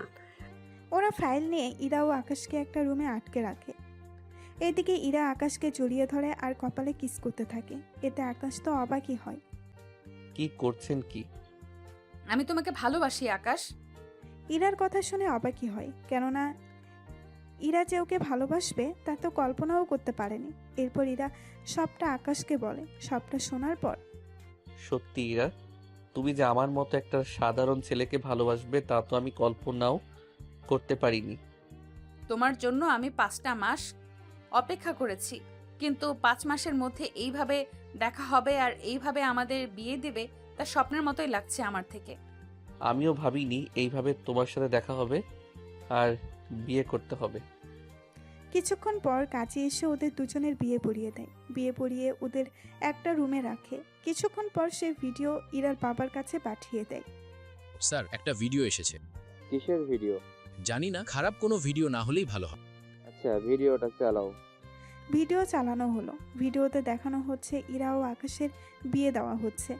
এটা দেখে বড় অফিসার একটু ঘাবড়ে যায়, কিন্তু বড় অফিসার রফিক চৌধুরীর দিকে তাকিয়ে দেখে উনি খুশিই হয়েছে। স্যার, আপনি কি ওদের বিয়েতে খুশি হয়েছেন? হবে না কেন? আমার মেয়ে তো ওকে পছন্দ করে। কি বলছেন কি স্যার? ঠিকই বলেছি, ওদের বিয়ে দিয়েছি, তাতে আমি খুশি হয়েছি, কিন্তু একটা কথা মাথায় ঢুকছে না। কোন কথা? কথাটা হলো, ওরা ইরার সাথে কেন আকাশের বিয়ে দিল? ওই বিয়ে দেওয়ার জন্য কি ওরা এখান থেকে একটা ছেলে পাঠাতে বলেছিল? আমারও তো এই প্রশ্নটা মাথায় ঢুকছে না, কিন্তু কেন করলো ওরা এমনটা? তা তো এখন আকাশের সাথে কন্টাক্ট বা আমাদের সাথে কন্টাক্ট করলেই জানতে পারবো। এখন ও আমার মেয়ের জামাই, ও হয়ে গেল, তবে ভালোই হয়েছে। যেমন ঠিক বুঝি নাই। আমার মেয়ে ওই ছেলেটাকে ভালোবাসতো, কিন্তু ভাগ্য কি পরিহাস, ওই ছেলের সাথেই ওর বিয়ে হয়ে গেল। এখন দেখি সামনের দিকে কি হয়। এদিকে আবির আর্মি সৈনিকদের নিয়ে ওই জায়গার চারিদিকে ঘেরাও দিয়ে ঘিরে ফেলে। ওরা এক এক করে ভেতরে যেতে থাকে। ভেতরে যতই যাচ্ছে ঠিক ততই বিপদ ওদের কাছে আসতে থাকে। কিছুক্ষণ পর তোমরা এদিকে যাও আর তোমরা এদিকে আসো। তার সাথে একটা কাজ করো, কয়েকজন স্নাইপার গাছে উঠে যাও। বাকিটা তো কি করতে হবে বুঝতে পেরেছো? হ্যাঁ, আমরা তাহলে নিজেদের পজিশন নিয়ে নিই। এদিকে কিছুক্ষণ পরে ওরা সামনে যাকেই পাচ্ছে তাকেই মেরে ফেলছে। এদিকে ওই টেররিস্টগুলো চারপাশে ছড়িয়ে পড়ে। ওরাও একজন একজন করে গুলি করতে থাকে। গুলির আওয়াজ শুনে ইরা ভয় পেয়ে আকাশকে জড়িয়ে ধরে। তুমি একটা কাজ করো, এর ভিতরে লুকিয়ে থাকো, আমি এদের দেখতেছি। তুমি ওদের সাথে পারবে না। তাছাড়া আমি তোমাকে এক মুহূর্তের জন্য হারাতে চাই না। প্লিজ তুমি আমার সাথে থাকো। বিয়ের প্রথম দিনই আমি তোমাকে হারাতে পারবো না। আমি এইভাবে চুপচাপ বসে থাকতে পারি না। কথা দিচ্ছি আমি অবশ্যই ফিরে আসব। সত্যি আসবে তো? কথা দিলাম। এই বলে ইরাকে একটা রুমে আটকে দেয়। রুমে আটকে দেওয়ার আগে আকাশ ওর ট্রেকারটা ইরার কাছে দিয়ে দেয়, যেন যে কোনো মূল্যে ওকে খুঁজে বের করতে পারে। ওখান থেকে একটা বন্দুক নিয়ে ভেতরে থাকা সবাইকে এক নিমিষেই শেষ করে দেয়। এদিকে কিছুক্ষণ পর আবির বাইরের সবাইকে মারতে মারতে ভেতরে এসে দেখে আকাশ ওখানে বন্দুক নিয়ে দাঁড়িয়ে আছে। আকাশকে দেখে আবির জড়িয়ে ধরে। কিরে, সবাইকে নিমিষে শুয়ে দিলি? তার বলতে? তা উনি কোথায়? কার কথা বলছিস? যাকে বাঁচাতে এখানে আসা। দাঁড়া, বের করতেছি। এই বলে ওই রুম থেকে ইরাকে বের করে। ইরা বের হয়ে আকাশকে জড়িয়ে ধরে খুশিতে। তোমার কিছু হয়নি? এদিকে ওদের এমন কাণ্ড দেখে আবির তো মুখে হাত দিয়ে দাঁড়িয়ে আছে। তুই মুখটা এরকম করে রেখেছিস কেন? তুই এসেছিস ওনাকে বাঁচাতে, কিন্তু এখানে দেখি কয়েক ঘন্টায় প্রেমও বাঁধিয়ে নিলি। তুইও না? এখন ওই রুমের ভিতর একজনকে পাবি, ওকে নিয়ে তাহলে ক্যাম্পে ফিরে চলো। ওই রুমে কেহ? আচ্ছা, তাই হবে। ওরা ওখানে থাকা যতটা প্রমাণ পেয়েছে সব কিছু নিয়ে চলে আসে। পুরো রাস্তায় ইরা আকাশকে জড়িয়ে ধরে রেখেছিল। আবিরও কিছুই বুঝতে পারছে না। এদিকে কয়েক ঘন্টার পর ওরা প্রধানমন্ত্রী কার্যালয়ে এসে পৌঁছায়। ইরা গাড়ি থেকে নেমে ওর বাবাকে জড়িয়ে ধরে। স্যার, আপনার মেয়ের কোনো ক্ষতি ছাড়াই ওকে ফিরিয়ে দিলাম। এখন তাহলে আমি আসি। আবির, চল তাহলে। কোথায় যাচ্ছ তোমরা? আমি তো ক্যাম্পে জয়েন করব। কিন্তু তুমি ক্যাম্পে গেলে আমার মেয়ে কি হবে? দেখুন স্যার, ওটা তো ওরা জোর করে বিয়ে দিয়েছিল। আচ্ছা, তুমি কি আমাকে ভালোবাসো না? বা এই বিয়েটাকে কি তুমি মানতে পারছো না? আমি সবই মানি, কিন্তু তোমার বাবা কি আমাদের এই সম্পর্ক মেনে নিবে? কেন মেনে নিবে না? দেখো, তোমার বাবা দেশপ্রধান আর আমি বর্তমানে একজন মেজর। আমার মতো ছেলের সাথে কি তোমার বাবা মেয়ের বিয়ে কি দিবে? আমার কোনো আপত্তি নেই। তাছাড়া আমার মেয়ে যখন তোমাকে পছন্দ করে তখন আমার কোনো আপত্তি নেই। আমি তো কিছুতেই বুঝতে পারছি না। তুই আমার সাথে আয়, আমি তোকে সবটা বলবো। তুমি তো এখন বাড়িতে যাবে, তাহলে ওকে নিয়ে যাও।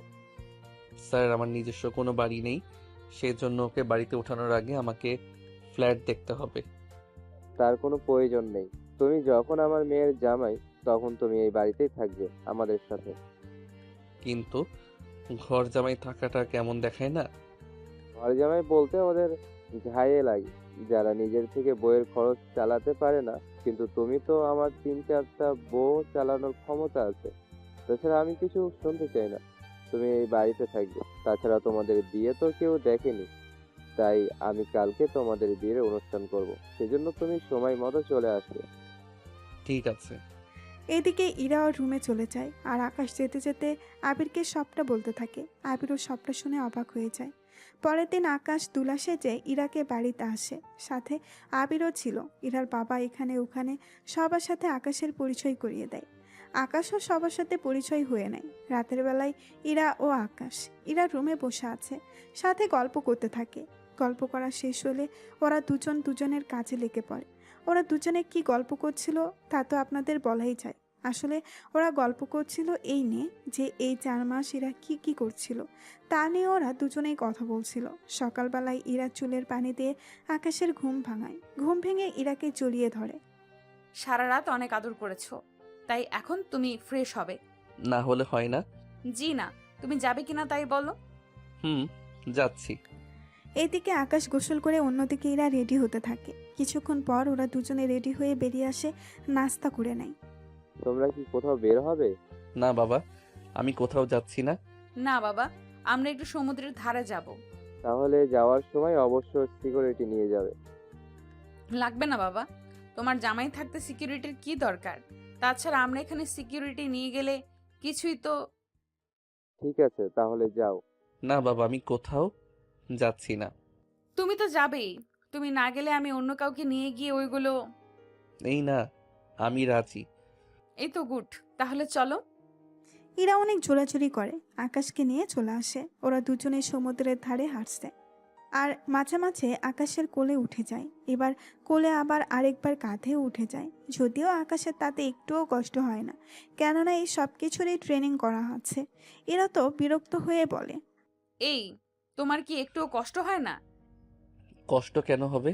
এই যে আমি তোমার কাঁধে উঠে আছি, তাছাড়া মেয়ে মানুষ উঠলে কষ্ট পেলেও ছেলেরা বলে না। জি না, আমাদের এইসব ব্যাপারে ট্রেনিং করানো হয়েছে, তাই আমাদের কোনো সমস্যাও হয় না। তাহলে আমি এইভাবে আরো কিছুক্ষণ থাকি।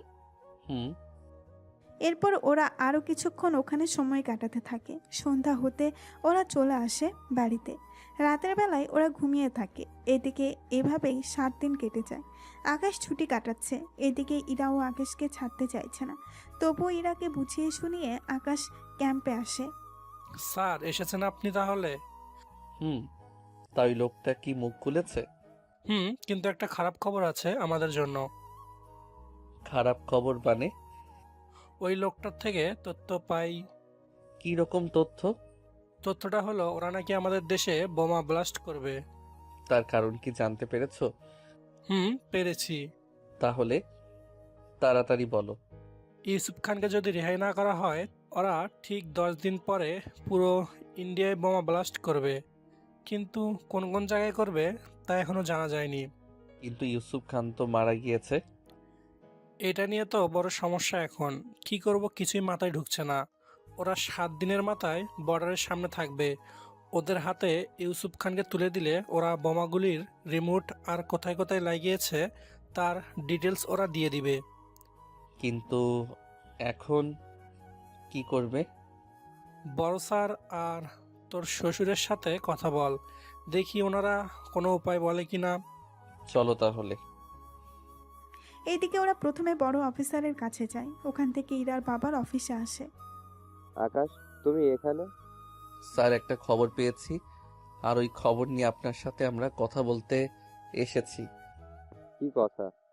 আকাশ এরপর সব কথা বলে। এইদিকে পুলিশ অফিসার ও ওই মিটিংয়ে চলে আসে। ওখানে উনি সবটা শুনতে থাকে। উনি সবটা শোনার পর, এটা তো এখন বড় সমস্যা হয়ে দাঁড়িয়েছে, এখন কি করা যায়? স্যার, একটা উপায় আছে। কি উপায়? ইউসুফ খানের মতো একটা লোক আছে, যে কিনা ইউসুফ খানের মতো দেখতে অনেকটা। তাছাড়া ইউসুফ খান আমাদের কাছে 10 বছর ধরে জিম্মি ছিল। তাহলে এই বছরে এর মধ্যে আসলো ইউসুফ খান। এর মধ্যে ইউসুফ খানের পার্থক্যরা বুঝবে না। কিন্তু এতে অনেক রিস্ক আছে। যেমন? আমরা যাকে ইউসুফ খানের বদলে নিয়ে যাব তার প্রাণ যাওয়ার আশঙ্কা আছে। কেউ কি নিজের জীবন বাজি রেখে যেতে চাইবে? প্রাণ যাবে কেন? ওরা যদি বুঝতে পারে এটা আসল ইউসুফ খান না, তাহলে তো ওকে মেরে ফেলবে। সমস্যা নেই, ইউসুফ খানের বয়স এমনিতেই 70+ হবে। আর আমি যে লোকটার কথা বললাম ওনার বয়সও সেম। ওই লোকটার পৃথিবীতে কেউ নেই, তাই আমার মনে হয় ওনাকে নিয়ে গেলে কোনো সমস্যা হবে না। লক্ষ লক্ষ জীবন বাঁচাতে আমরা একজনের জীবন বিপদে ফেললে সমস্যা হবে না। তাছাড়া একজন লোকের জন্য যদি লক্ষ লোকের জান বেঁচে যায়, তাহলে সেটাই করো। তাহলে আমরা ওদের শর্ত রাজি হয়ে যাই। তার আগে ওই লোকটাকে খুঁজে বের করুন, তার সাথে লোকটাকে ওদের সম্পর্কে কিছু ট্রেনিং করাতে থাকুন। তার সাথে আমার মনে হয় ওরা ইউসুফ খানকে বিয়ের তো কোনো কাজে লাগাতে পারবে না, কিন্তু হয়তো ইউসুফ খান এমন কিছু জানে যা ওদের অনেক উপকারে আসবে। আমারও তো তাই মনে হচ্ছে। নয়তো এই বৃদ্ধ বয়সে ওনাকে গিয়ে ওরা কি স্বার্থ হাসিল করবে? আপনি তাহলে ওই লোকটাকে খুঁজে বের করুন আর লোকটাকে কিছু ট্রেনিং দিন। ওকে, তাই করব। এদিকে পুলিশ চলে যায়। অন্যদিকে বড় অফিসার ও রফিক সাহেব আকাশের বিচার বুদ্ধি দেখে অবাক হয়ে যায়। সত্যি আকাশ, তোমাকে এই জন্য নিজের মেয়ের জামাই বলতে গর্ববোধ হচ্ছে। তুমি তাহলে এখন বাসায় যাও, ওই দিকটা ওরা সামলে নেবে। তার সাথে যা বলার ছিল, তোমার হাতে এখনো 3 দিনের সময় আছে। তাই ওই 3 দিন তুমি আর ইরা বাইরে থেকে ঘুরে আসো, ততদিন ওরা এই দিকটা সামলে নেবে। ঠিক আছে। এদিকে পুলিশ অফিসার ওদের সাথে যোগাযোগ করে। বল আমাদের প্রস্তাবে তোরা রাজি কিনা? রাজি, তবে একটা শর্ত আছে। কি শর্ত? আমরা তো তোমাদের হাতে ইউসুফ খানকে তুলে দিব, কিন্তু তোমরা যে বোমা আর রিমোট সঠিক তথ্য দিবে তার কি কোনো গ্যারান্টি আছে? তাহলে কি চাস তোরা? আমাদের তোরা বোমা কোথায় আছে তার সন্ধান দিবি। আমরা যদি তোদের জায়গাগুলো চিহ্নিত করে বোমাগুলো শনাক্ত করে খুঁজে পাই, তারপর আমরা ইউসুফ খানকে নিয়ে আসবো। ওই, তুই কি বোকাচোদা পেয়েছিস? অবশ্য বলা যায়, কেননা ওই বোমাগুলো টাচ সেন্সর, সামান্য ছোঁয়া পেলেই ওইগুলো ফেটে যাবে। তাই তোরা যদি বেশি চালাকি করিস তাহলে বোমা এখানেই ফেটে যাবে। দেখো, আমরা কোনো চালাকি করব না। কোনো সমস্যা নেই, কেননা রিমোট দিয়ে বন্ধ না করলে ওই বোমাগুলো ধরা মাত্রই তোরা শেষ হয়ে যাবে। আমরা যা করেছি তাই করো। এদিকে টেররিস্টগুলো বোমা রাখার লোকেশন পাঠিয়ে দেয়। অন্যদিকে আকাশ ইরাকে নিয়ে হলে আসে ঘুরতে। ওরা 2 দিনের জন্য একটা হোটেলে ওঠে। ওখান থেকে সব জায়গায় ঘুরে ঘুরে দেখতে থাকে। আচ্ছা, আমরা এত কম সময় এখানে থাকবো কেন? একটা গুরুত্বপূর্ণ মিশন আছে, ওই মিশনটা শেষ করতে হবে। উফ, সারাক্ষণ শুধু মিশন আর মিশন। এত মিশনে যেতে হবে না। আমি আব্বুকে বলে তোমার চাকরি খেয়ে তোমাকে সারাক্ষণ আমার কাছে রাখার ব্যবস্থা করে দিব। আমি তো তোমার সাথে থাকলে তোমাকে জ্বালাই, যেমন এখনো জ্বালাচ্ছি। আমিও চাই তুমি আমাকে এরকম ভাবে জ্বালাও, কেননা তোমার এই জ্বালানো আমার অনেক ভালো লাগে। কিন্তু প্রতিদিন হলে তো সমস্যা। সমস্যা নেই। আচ্ছা, এখন চলো, আমাদের ফিরে যেতে হবে। মাত্র 2 দিন হলো, আরো কয়েকদিন থাকি এখানে। জি না, আর থাকা যাবে না। একটা কথা দাও। কি কথা? তুমি তোমার কোনো ক্ষতি করা ছাড়াই মিশন শেষ করে আসবে, আর এরপর তুমি আর্মির চাকরি ছেড়ে দিবে। তাহলে খাবো কি, আর তোমাকে খাওয়াবো কি? খাওয়াতে হবে না, তোমার ভালোবাসা পেলেই হবে। তাছাড়া তোমার মিশন শেষে একটা সারপ্রাইজ দিব তোমাকে। কি সেটা? আগে কথা দাও, এই মিশন শেষ করে তুমি চাকরি ছেড়ে দিবে। কথা দিলাম, ছেড়ে দিব। আচ্ছা চলো তাহলে বাড়িতে যাই, আর কথাটা যেন মনে থাকে। এইদিকে আকাশ ওই ইরা বাড়িতে চলে আসে। অন্যদিকে পুলিশ বোমাগুলো খুঁজে ও পেয়েছে, আর ইউসুফ খানের মতো দেখতে লোকটাকেও তৈরি করে ফেলেছে। এখন শুধু লোকটাকে দিয়ে ওই রিমোটগুলো ওদের থেকে হাতিয়ে নেওয়া। এদিকে আজকে ওদের কয়েকজনকে নিয়ে একটা মিটিংয়ে বসে। মিটিংয়ে সব কিছু নিয়ে আলোচনা করা হয়। কি কি করবে ওরা, কোন দিক দিয়ে কতগুলো কাজ করবে, কতগুলো সৈন্য দিবে, এক কথায় এইসব নিয়েই আলোচনা করে। যে কথাটা বলার ছিল, বোমগুলো যে জায়গায় পাওয়া গিয়েছে ওই জায়গার আশেপাশে 206 ধারা জারি করে দিন তাড়াতাড়ি, যেন কেউ ওখানের আশেপাশেও না আসে। কারণ কোনো রকম সমস্যা হলে যেন বিল্ডিংয়ে সমস্যা হলেও কোনো লোকের প্রাণ না যায়, সেদিকে খেয়াল রাখবেন আপনি। আমরা তা না হয় করলাম, কিন্তু ইউসুফ খানের মতো ওই লোকটাকে নিয়ে আমরা যাব, সাথে কিছু প্ল্যান করা আছে। ওইগুলো আপনার না জানলেও চলবে, কেননা ওকে যেহেতু আমরা যাব, তাই এইসব বিষয়ে আমরাই ডিসিশন নিব। ওকে, তাহলে আমি মানুষের নিরাপত্তার দায়িত্ব নিলাম। ওই দিনের মতো মিটিং শেষ করে আকাশ ও আবির ইউসুফ খানকে নিয়ে বেরিয়ে পড়ে ওদের দেওয়া ঠিকানায়। ওদের যাওয়ার আগে আকাশ ও ওই জায়গায় প্রায় 200 আর্মি নিয়োগ দেয়। ওরা ওই জায়গায় সব দিক দিয়ে ঘিরে দাঁড়ায়। আকাশ ইউসুফ খানকে ওদের সামনে গিয়ে বলে, এই নে ইউসুফ খান, এবার রিমোটগুলো ফিরিয়ে দে। তার আগে ওনাকে আমাদের কাছে পাঠান, তারপরে আমরা সব কিছু দিচ্ছি। আকাশের ইশারায় 2 জন আর্মির লোক ইউসুফ খানকে নিয়ে ওদের কাছে যায়। সাথে রিমোট নিয়ে আসতে গেলেই ওরা ওই সৈনিকদের আটকে ফেলে। এবার কি করবি অফিসার? এখন তো রিমোট আমার হাতে, ইউসুফ ভাই আর তোদের সৈনিকও। এতেও কোনো লাভ হলো না তোদের। কেন কেন? কারণ ওরা 2 জন রোবট মানব, আর রিমোট এই দেখ আমার হাতে। এটা কি করে সম্ভব? সবই সম্ভব, কিন্তু তোদের মাথায় এত কিছু ঢুকবে না। এখন রিমোট দিয়ে আগে বোমাগুলো নষ্ট করি। কি এত বড় ধোকা? এখানে ধোকা দেইনি তোদের, রিমোট দেওয়ার কথা বলেছিলি, তা আমরা পেয়ে গেলাম। এখন ইউসুফ খানকে নিয়ে তোরা কি করবি তা তোদের ইচ্ছে। আমি তো রিমোট পাঠিয়ে দিলাম। এই অফিসার, এখান থেকে তোরা বেঁচে ফিরতে পারবি না। কেন? চারদিকে তাকিয়ে দেখ, আমার ইশারায় আমার লোকজন কিভাবে তোদের মেরে ফেলে। তুই কি ভেবেছিলি আমরা এখানে একা এসেছি? মাত্র 10 জন এখানে, আর আমরা চারিদিকে তাকিয়ে দেখ, এখানে 100 জন লোক আছে। ও তাই নাকি? তাহলে তো গুনে দেখতে হয়। এইদিকে আকাশ 1 থেকে 10 পর্যন্ত যেই না গুনতে থাকে অমনি 10 জন মারা যায় এবং সাথে সাথে বাকিরা অ্যালার্ট হয়ে যায়। এরপর ওদের মধ্যে বন্দুক যুদ্ধ হতে থাকে। এতে ইউসুফের মতো দেখতে লোকটা মারা যায়, আর ওখানে থাকা সবগুলো টেররিস্ট মারা যায়। সবাইকে মেরে আকাশ আর বাকি সৈন্যদেরকে নিয়ে চলে আসে ওখান থেকে। তবে ওই যুদ্ধে 20 জন সৈনিক শহীদ হয়ে যায়। যুদ্ধ শেষ করে চলে আসে। এরপর আকাশ চাকরি ছেড়ে দেয় এবং ইরার কাছে আসে। সত্যি আমি অনেক খুশি হয়েছি। তার সাথে তোমাকে একটা সুখবর দিতে চাই। তাড়াতাড়ি বলো। আমি মা হতে চলেছি। সত্যি? সত্যি। আমি চাই আমার বেবি ওর বাবার মুখটা দেখুক। সেজন্য চাই না তুমি নিজের জীবন বাজি রেখে এমনটা করতে থাকো। আমি তোমাকে নিয়ে বাঁচতে চাই। তুমি মিশনে গেলে আমার যে কষ্টের শেষ থাকে না। এই জন্যই তো চলে এলাম তোমার কাছে। সারা জীবন থেকো আমার কাছে এইভাবে। এইভাবেই ইরা ও আকাশের ভালোবাসা চলতে থাকে। আর এই ভালোবাসার উৎপত্তি হয় একজন সাহসী আর্মির কাছ থেকে।